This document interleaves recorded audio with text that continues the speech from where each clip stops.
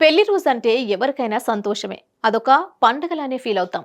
తమ జీవితంలోకి వచ్చిన భాగస్వాముల సమక్షంలో పెళ్లి రోజు జరుపుకోవడం చాలా మందికి గొప్ప అనుభూతి. అలాంటి అనుభూతిని తన జీవిత భాగస్వామికి అందించాలని అతడు అనుకున్నాడు.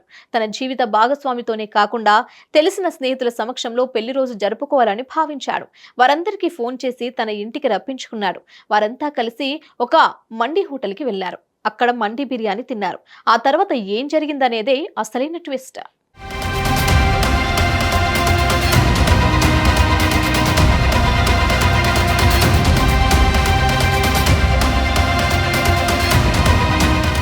ఉమ్మడి పాలమూరు జిల్లాలోని షాద్నగర్ ప్రాంతంలో ఓ వ్యక్తి తన పెళ్లి రోజు జరుపుకున్నాడు.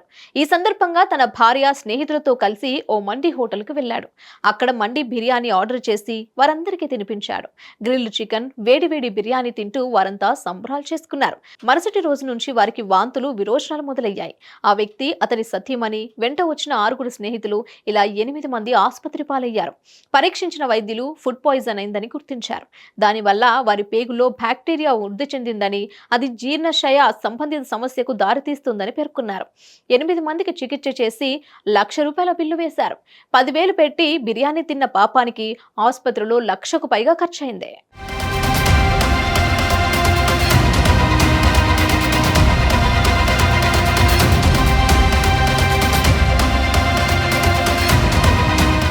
ఈ ఘటనకు సంబంధించి వీడియో సోషల్ మీడియాలో వైరల్ గా మారింది. ప్రస్తుతం తెలంగాణ రాష్ట్రంలో హోటళ్లపై ఫుడ్ సేఫ్టీ అధికారులు దాడులు చేస్తున్నారు.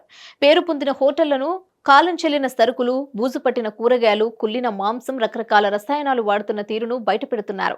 ఓవైపు దాడులు జరుగుతూ ఉండగానే షాద్నగర్ ఉదంతం వెలుగులోకి రావడం ప్రజలను భయభ్రాంతులకు గురిచేస్తోంది. బయట తిండి సురక్షితం కాదని, ఖచ్చితంగా ఇంట్లోనే తినాలనే సోయిని కలగచేస్తోంది. అందుకే బయట తిండి తినేవారు తస్మత్ జాగ్రత్త.